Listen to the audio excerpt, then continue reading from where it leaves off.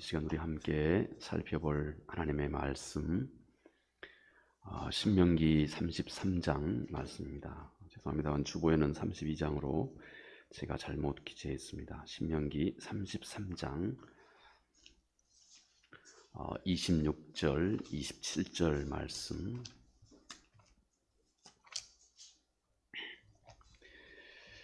아마 여러분이 가지고 계신 성경 318쪽쯤에 있습니다. 신명기 33장 26절, 27절 말씀 우리 같이 함께 천천히 같이 함께 읽겠습니다. 여수르니여 하나님 같은 이가 없도다. 그가 너를 도우시려고 하늘을 타고 궁창에서 위엄을 나타내시는도다. 영원하신 하나님이 내 처소가 되시니 그의 영원하신 팔이 내 아래에 있도다. 그가 내 앞에서 대적을 쫓으시며 멸하라 하시도다. 아멘. 오늘 이 말씀은 이 늘 흔들리고 또 흔들리고 있는 우리의 삶의 일상과 또 넓게는 우리 온 세상 이곳에서 오늘 하나님께서 이 모세의 입술을 통해서 우리에게 영원하신 하나님, 바로 그분이 우리의 처소가 된다. 영원하신 하나님, 그분이 바로 우리 모두의 마음의 거처가 된다. 우리 영혼의 거처가 된다 하는 이 말씀을 우리에게 전해주고 있습니다. 물론 이 말씀이 하나님이 우리가 거하는 거처가 되신다 하는 이 말씀이 우리가 좀 물리적으로는 이해하기가 좀 쉽지가 않겠죠.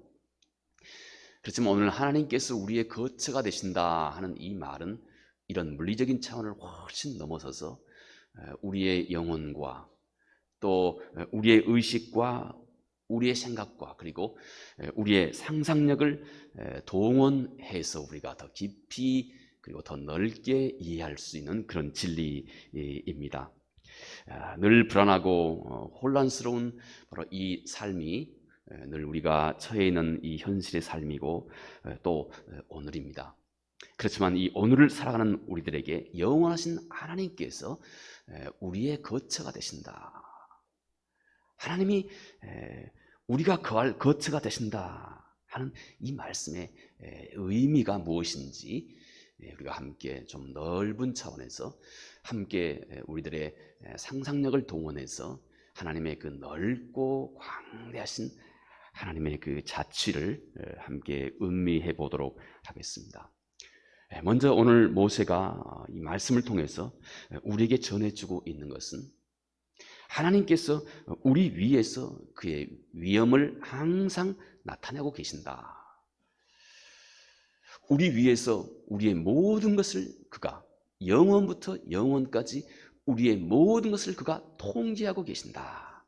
다스리고 또 이끌어가고 계신다 하는 이 점을 모세가 먼저 우리에게 일러주고 있습니다. 자, 우리 26절에 함께 읽었던 말씀이죠. 제가 읽습니다. 여수룬이여. 여수룬이라고 하는 이 말은 모세가 이스라엘을 부르는 말입니다. 이스라엘이여 하는 말입니다. 자, 여수룬이여. 하나님 같은 이가 없도다. 그가 너를 도우시려고 하늘을 타고 궁창에서 위엄을 나타내시는도다. 하나님의 그 광대하신 그분의 통치와 또 그분의 그 온 우주 만물을 다스리고 지배하시고 이끌어 가시는 그 하나님의 권능과 능력과 그 위엄을 어떻게 우리가 다 표현할 수가 있겠습니까? 그래서 모세가 이렇게 그가 너를 도우시려고. 그런데 하나님의 그 모든 이 온 우주 속에 영부터 영원까지 역사하시는 그분의 손길은 곧 너를 도우시는 손길이시다. 너를 지키고 너를 보호하시는 손길이시다 하는 것입니다. 그런데 그분이 하늘을 타고 궁창에서 그 위엄을 나타내고 계신다. 이렇게 모세가 고백을 합니다. 성경은 하나님이 거하시는 장소를 성경은 하늘 이렇게 딱 한마디로 많이 그렇게 표현을 하고 있습니다. 물론 하나님이 거하시는 장소는 이 하늘, 이렇게 딱 한마디로 어떤 제한된 어떤 그런 개념으로 다 설명하기야 어렵죠. 하나님은 온 우주 만물 가운데 하나님이 계실 뿐만 아니라 또 하나님은 넓은 온 세계 위에, 온 우주 위에 하나님은 또 주인으로 거하고 계시고, 이렇게 하나님은 초월적인 분이심과 동시에 또 하나님은 우리 신학적인 용어로는 내재적인 분이시다 이렇게 말합니다. 그래서 하나님 그분의 그 광대하심을 우리 인간이 표현할 수 있는 말로 이 초월과 내재, 온 우주의 하나님이시기도 하거니와 또 그 하나님은 인간의 마음속에 깊이, 한 영혼의 마음속에 깊이 우리 한 영혼의 마음과 삶을 다스리고 지키고 함께 하시는 전능하신 하나님이시다 하고 그렇게 말씀을 하죠. 그런데 오늘 성경에 하나님이 하늘에 계신다 하는 이 말은 그 안에 상당히 좀 특별한 의미를 이 안에 주고 있는 것입니다. 이 말은 우리가 넓게 그분은, 전능하신 하나님은 내가 상상도 할 수 없는 내 운명 위에, 그분은 내가 상상도 할 수 없는 내 운명과 내 삶 위에 이미 그분은 임재하시며 나를 지키시고 지금까지 보호하시고 그리고 영원까지 나를 인도하시고 이끌어 가신다 하는 말인 것입니다. 우리가 아는 것처럼 여러분, 우리 주님께서도 우리에게 너희가 이렇게 기도해라 하고 기도의 표준을 마태복음 6장 9절에서 13절 이하에 주님께서 그렇게 우리에게 일러주고 있는 것을 마태가 기록을 하고 있죠. 너희는 이렇게 기도하라. 주님께서 그렇게 어떤 기도의 모델과 같은 어떤 내용을 주께서 우리에게 친히 일러준 내용입니다. 그런데 주님께서 우리가 하나님 앞에 가장 친밀한 교제를 할 수 있는 기도를 주님께서 소위 주께서 우리에게 가르치신 이 기도 속에 주께서 우리에게 일러주고 있는데, 여러분 그 기도의 첫 소절을 잘 아시리라고 생각합니다. 하늘에 계신 우리 아버지여, 너희가 하나님을 이렇게 부르라고 주님이 그렇게 말씀하셨습니다. 하늘에 계신 우리 아버지여. 주님께서 말씀하신 이 아버지, 이 그리스 말로는 파테르입니다. 파테르. 우리 아버지라고 하는 성서가 우리에게 일러주고 있는 이 아버지라고 하는 이 개념은 세상에 때때로는 너 자신도 너가 누구인지 잘 모른다 이것입니다. 우리 철학자의 얘기를 빌어본다면 한번 생각해 보아라. 세상에서 너를 가장 잘 알 수 있는 사람은 너 자신이다. 그런데 만약 너 자신이 너를 한번 살펴본다고 생각해 봐라. 그럼 누가 너 자신보다 너를 더 잘 알겠느냐?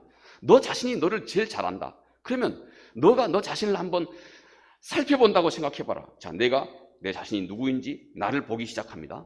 그럼 그때 벌써 우리에겐 두 내가 있습니다. 바라보고 있는 내가 있고 바라봄을 당하고 있는 내가 있습니다. 나를 관찰하고 있는 내가 있고 관찰을 당하고 있는 내가 있단 말이죠. 그 중에 누가 진짜 납니까? 그래서 철학자들은, 이 러셀과 같은 철학자들은 불가지론, 이거 알 수 없는 거다. 우리 인간의 한계입니다. 우리 인간은 나 자신도 내가 누구인지를 잘 모릅니다. 그래서 하나님께서 예레미야서에 너가 누구인지 하나님이 자꾸 우리를 시험하신다. 하나님이 우리를 몰라서 실험하신 것이 아니고 너가 너 자신을 더 깊이 알도록 하기 위해서 하나님이 자꾸 우리를 시험하신다 하는 말입니다. 하나님이 우리를 모르신 게 아니고, 때때로는 우리도 우리 자신을 너무 모르기 때문에 때때로는 하나님께서 우리를 이런저런 모습으로 시험함을 통해서 우리가 우리 자신이 누구인지를 더 깊이 깨달아 알도록.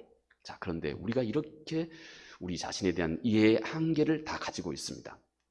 우리는 우리를 잘 아는 것 같지만 실상 가장 잘 모르고 있는 것입니다. 그런데 우리의 아버지는 너 자신보다 더 잘 알고 있는 바로 그분이라는 것입니다. 어린 아이가 태어날 때 자기가 어떤 모습으로 태어난지 어린 아이는 자기 모습을 모릅니다. 근데 그 아버지는 다 보아왔습니다. 어릴 때 태어나부터 자라는 것까지 다 보아왔습니다. 그러니 그 아버지, 파테르라고 하는 성서에서 이 아버지라고 하는 이 개념은 때때로는 너 자신보다 너를 더 깊이 잘 알고 있는 분입니다. 너는 너가 지금 기도하는 하늘 아버지를 그렇게 생각해라. 하나님 아버지는 너의 아버지시다. 그는 너 자신보다 너를 더 잘 알고 계신 분이시다.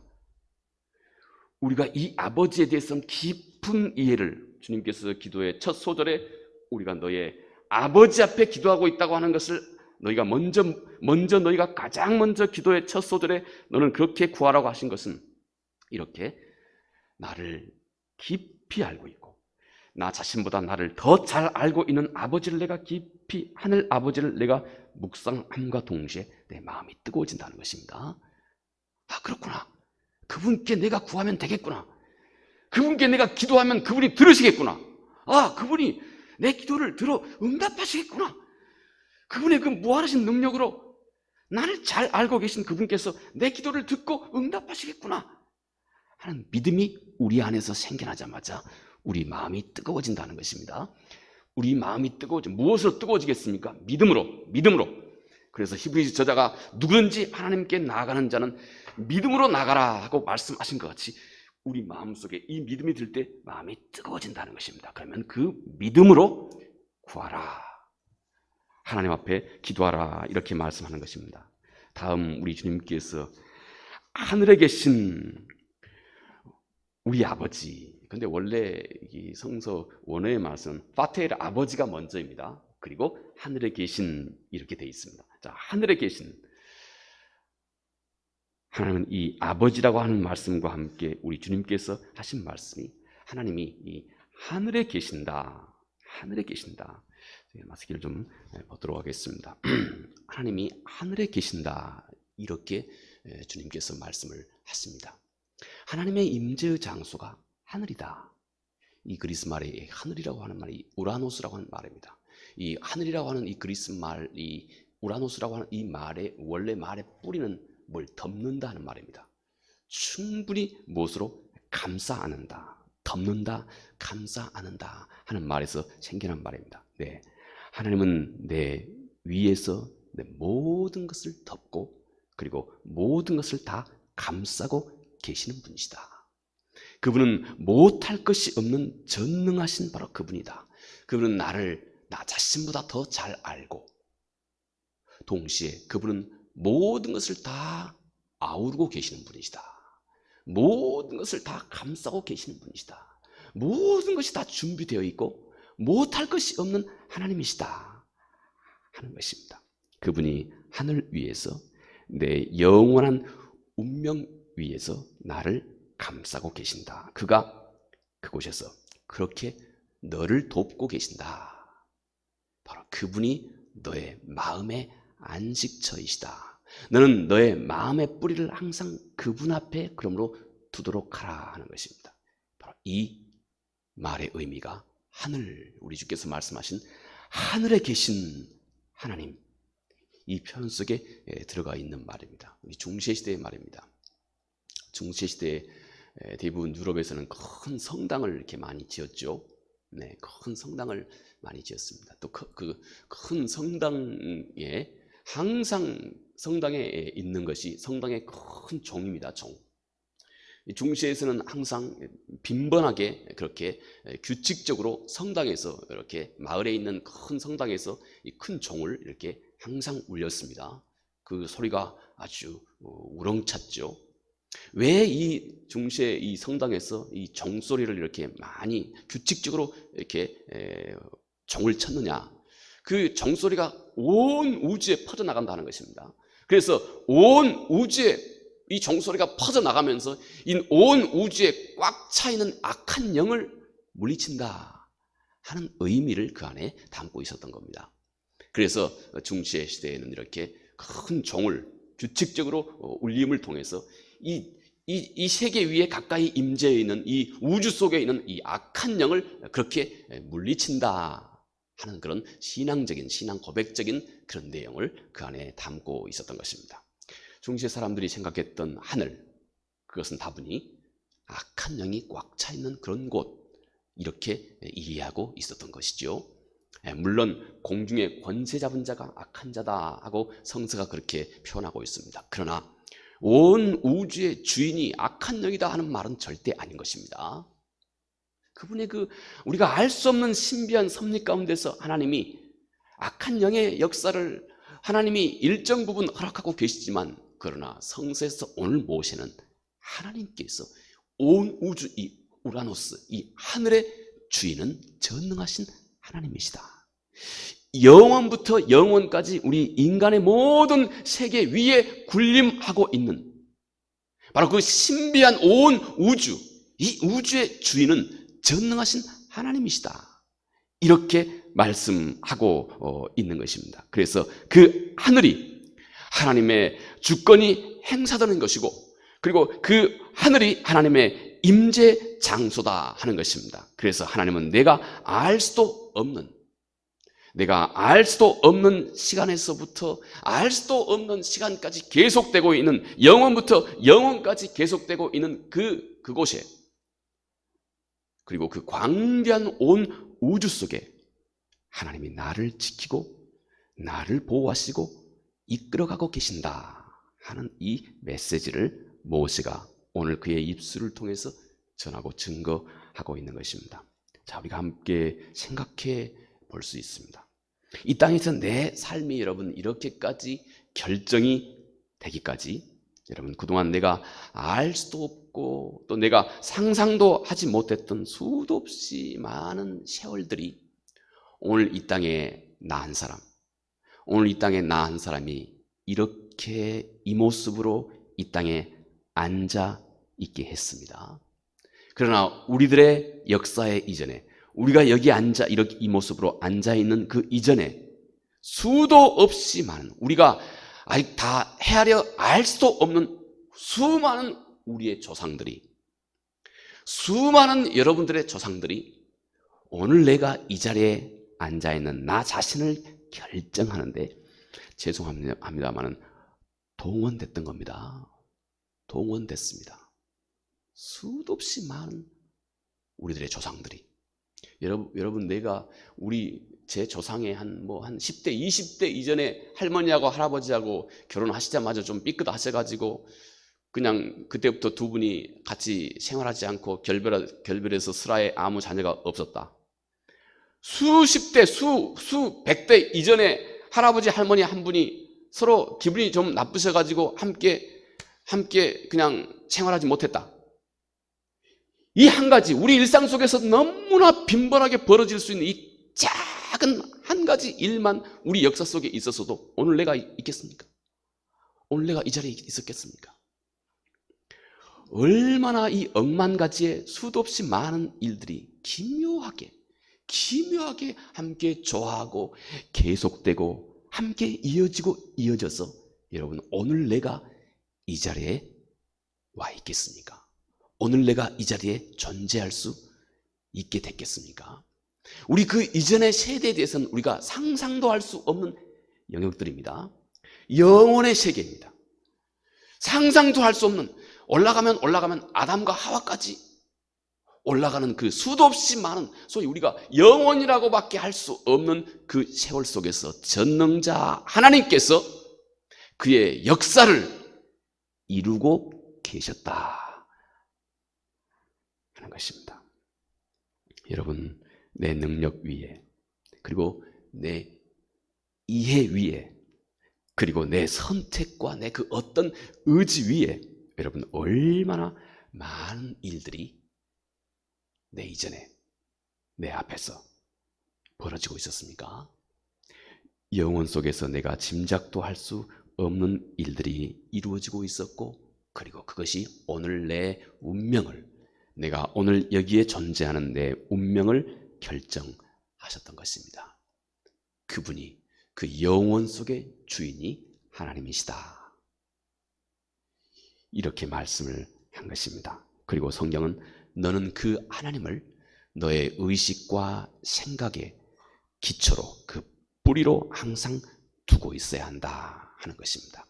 그래야 늘 요동치는 이 세상 속에서도 너는 이렇게 물결처럼 흔들리지 않고 요동함이 없이 분명한 너의 신앙과 그리고 신앙의 지조를 지켜갈 수 있다 하는 것입니다. 두 번째로, 하나님은 이제 우리의 위에서 영원 속에서 우리를 지키시는 분뿐만 아니라 오늘 또 모세는 우리의 저 깊은 아래에서, 우리의 저 깊은 아래에서 또 우리를 떠받치시는 분이시다 하고 그렇게 또 상징적으로 그렇게 또 가르쳐 일러주고 있습니다. 자, 우리가 함께 읽었던 27절 말씀입니다. 영원하신 하나님이 내 처소가 되시니 그 영원하신 팔이 내 아래 있도다. 모세가 이 말씀을 통해서 여러분에게, 오늘 우리에게 무엇을 말씀하고 싶을까요? 하나님은 우리의 삶의 가장 저 아래에서 우리를 견고하게 그분의 팔이 우리를 떠받치고 계시는 분이시다. 하나님의 그 수없이 많은 속성을 성경에서 얘기하면서 오른팔, 이렇게 하나님의 팔 얘기할 때는 하나님의 권능을 말합니다. 힘, 하나님의 능력, 그 힘, 하나님의 자비, 긍휼, 사랑, 수없이 많은 하나님의 그 성품 중에서 하나님의 힘, 권능을 성경에서 말할 때는 오른팔 이렇게 말합니다. 팔, 그 능력으로, 힘으로 하나님께서 우리의 가장 아래서 하나님께서 우리를 바치고 떠받치고 계시는 분이시다. 모세를 통해서 증거하신 말씀이 이것입니다. 영원하신 하나님은 그 전능하신 힘과 지혜와 능력으로 우리가 이 세상의 곤고함으로 우리 마음이 깊이 빠져들어갈 때 하나님은 그 영원하신 그분의 팔이 내 아래서 나를 튼튼하게 지탱해주고 나를 받치고 계신다 하는 것입니다. 여러분, 우리 인간의 마음은 아주 온갖 상황에 우리 인간의 마음은 늘 빠져들어가는 존재입니다. 우리 인간은 우리 인간의 마음은 어떤 상황에 늘 깊이 빠져들어가는 존재입니다.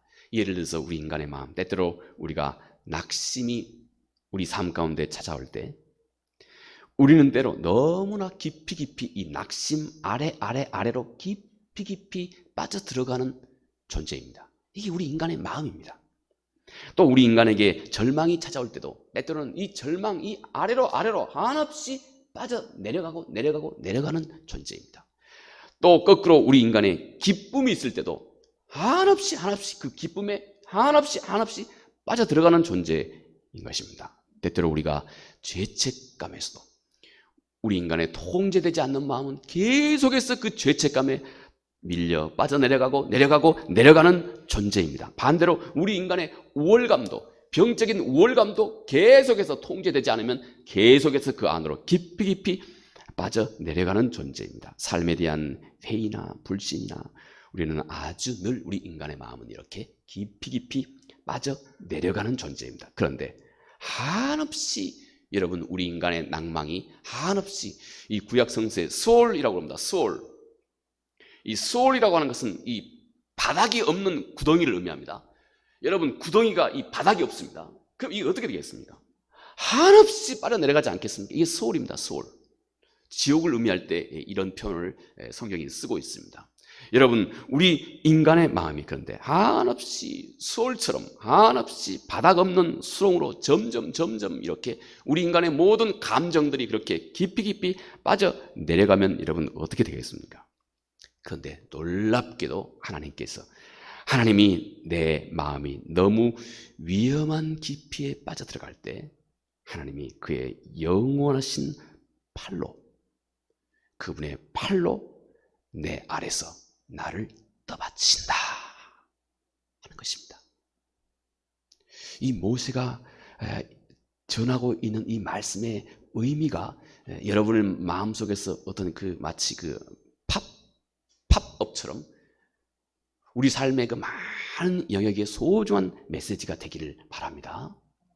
우리 인간의 마음은 이렇게 계속 통제되지 않는 그런 정서를 우리 인간의 약함은 피할 수가 없습니다. 그런데 그때 하나님이 그 영원하신 오른팔로 지금까지 그렇게 해오고 계셨다는 것입니다. 하나님이 우리를 그렇게 해오고 계셨다는 것입니다. 우리가 어떤 일에 깊이 빠져들어갈 때 그분의 그 영원하신 오른팔로 우리를 견고하게 떠받치고 계셨다 하는 것입니다. 이 일이 여러분 평생 우리에게 있어 온 것입니다. 여러분 아십니까? 이 C.S. 루이스가 그 우리 인간의 마음을 이 시계추로, 아마 그분도 뭐 오래전의 사람이기 때문에 옛날에 그 학교에 있는 큰 괴종시계 있지 않습니까?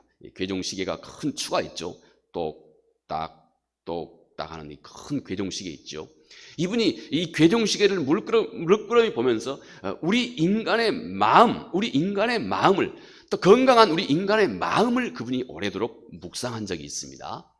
그래서 그분이 이렇게 얘기합니다. 우리 인간의 마음은 마치 이 괴종시계의 추와 같다는 것입니다. 그래서 우리 인간은 때때로 슬픔으로 쭉 밀려가다가도 또 어느 순간이 되면 반대로 기쁨을 경험하기도 하고, 또 어느 순간 이 기쁨에서 또 다른 수없이 많은 어떤 우리 인간의 마음, 정서를 이렇게 큰 괴종시계처럼 뚝딱 뚝딱 이렇게 간다는 것입니다. 어느 정도 하나가 극단으로 가지 않고, 기쁨이 있을 때 이 기쁨이 극단으로 가가지고 완전히 그냥 사람이 까무러치게 그렇게 되지 않고, 슬픔이 있을 때도 슬픔이 극단으로 가지 않고 완전히 까무러치지 않게, 그러면서 적정선을 우리 인간의 정선은 이렇게 잘 지켜가고 있다 하는 것입니다. 그런데 C.S. 루이스가 하신 말씀이 이것입니다. 악한 사탄이, 악한 영이 우리 인간이 겪는 이 양쪽에, 그러니까 이쪽이 한쪽이 기쁨이라면 이쪽은 슬픔이겠죠. 반대, 시계의 그 양극 같이 악한 사탄이 우리 인간이 경험하는 모든 감정을, 그리고 극단적인 감정, 큰 기쁨과 반대로 큰 슬픔, 이것을 항상 더 부정적인 극단으로 치닫게 한다 이것입니다. 이게 이 악한 영이 우리 인간의 마음속에서 하고 있는 일이라는 것입니다. 예를 들어서 한 사람이 기쁨을 알게 될 때, 그는 그 기쁨을 어느 정도 절제하지 못하고 점점 그 기쁨을 극대화하는 것을 쫓아가다 보니 우리 인간의 자기 쾌락으로 빠져들어가서 결국 사망으로 가게 한다 이것입니다. 그 극단을 항상, 이 양극을 항상 부정적으로 우리 인간이 해석하고 부정적으로 확대할 수 있도록 이끌어가는 것이 이 악한 영의 역사다 하는 것입니다. 반대로 우리 인간이 어떤 성취를 경험하게 될 때, 또 악한 사탄은 우리 인간이 기쁨을 누리고 성취를 경험하는 그 순간까지도 그것이 극단으로 치닫게 한다 이것입니다. 그래서 그것이 통제가 안 돼서 극한 자만으로 흘러갈 수 있도록 만들어간다는 것입니다. 또 우리 인간이 슬픔을 경험할 때 악한 영은 이 슬픔이 점점 더 극단으로 치닫게 해서 한없이 내려가게 하는 것이죠. 점점 극단으로 치닫게 해서 이 슬픔이 이 인간의 자기 절망이 되게 만든다는 거예요. 자기를 파괴하는 일이 되게 만든다는 것입니다. 여러분, 이것이 악한 영이다 하는 것입니다. 그런데 건강한 사람은 마치 이 시계의 추와 같이 항상 적당한 한계 안에 잘 통제된다 하는 것입니다.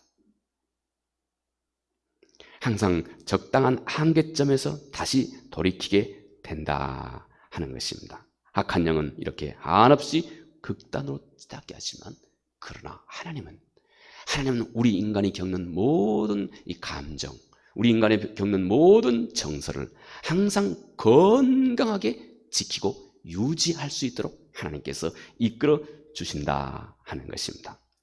여러분, 곧 오늘 모세가 우리에게 하고 있는 말씀이 이것입니다. 내 마음이 점점 더 깊이 더 끝없이 계속해서 한없이 무너질 때, 내 마음이 점점 낙심의 그 깊이가 한없이 더해지고 점점 한없이 더 깊이 내려갈 때, 또 내 근심이 점점 그 깊이를 더해갈 때, 또 내 불신과 의심이 점점 그 깊이를 더해가게 될 때, 그 위험한 자리에서 하나님이 그의 팔로 그의 사랑하는 자녀들의 마음과 생각, 모든 것을 하나님께서 견고하게 지탱해 주신다 하는 것입니다.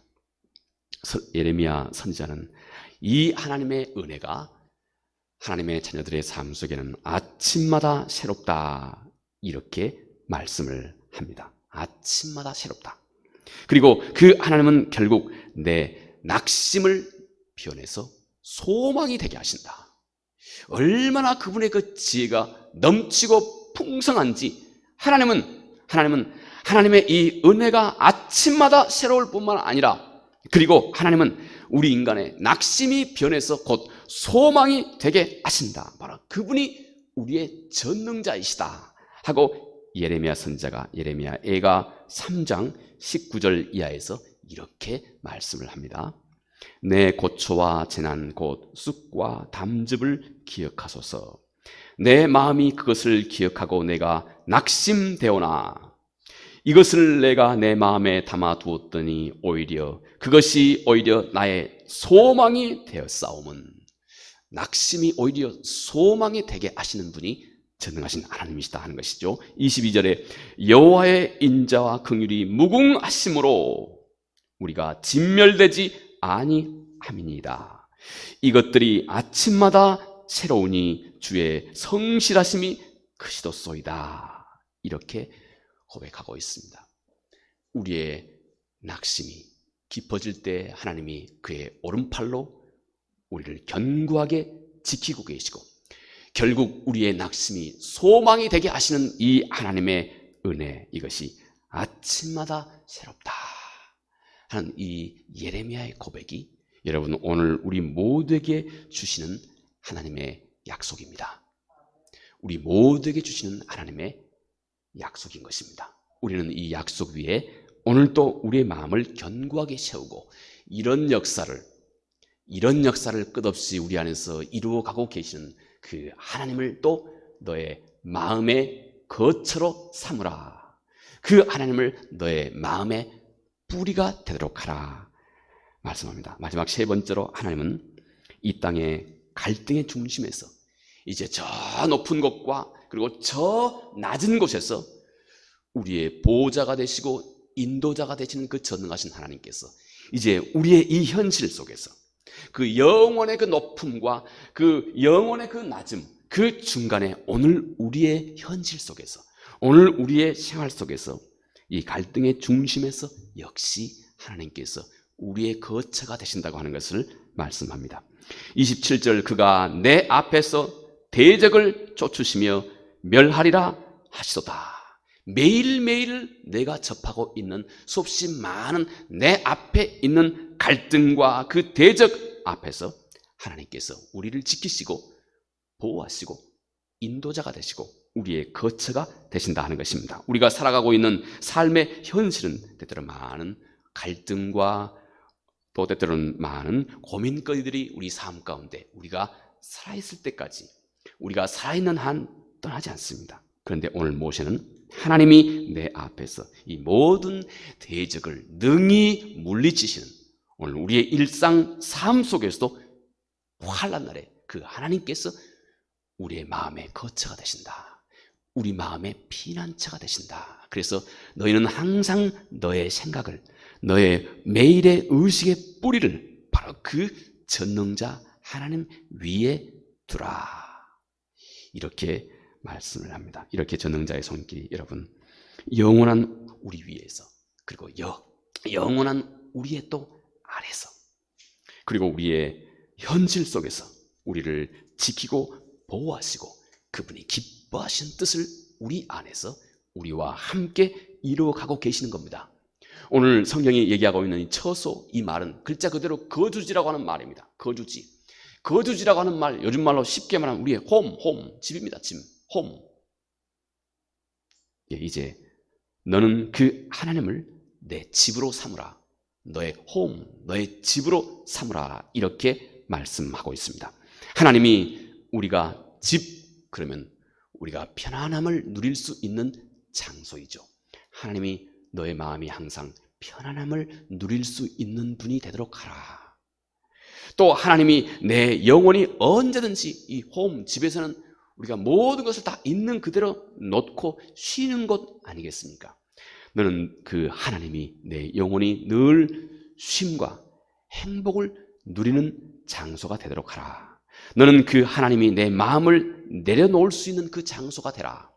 때때로는 너는 집안에 있으면서도 집안일 열심히 하지 않습니까? 때때로는 너는 그리고 함께 열심히 일할 수 있는 장소, 그분의 뜻과 또 그분의 기쁨을 위해서 함께 열심히 일할 수 있는 너의 동기가 되도록 하라 하시는 말씀입니다. 여러분, 그로 인해서 그분 안에서 우리의 모든 것이 다 온전하게 회복된다고 하는 것을 창세기 21장 6절 말씀에 사라를 통해서 하나님이 우리에게 웃음을 회복하시는 분으로 이렇게 말씀을 합니다. 사라가 이르되 하나님이 나를 웃게 하시니, 네, 이 세상 속에서 하나님 그분만이 나를 웃게 하신다는 것입니다.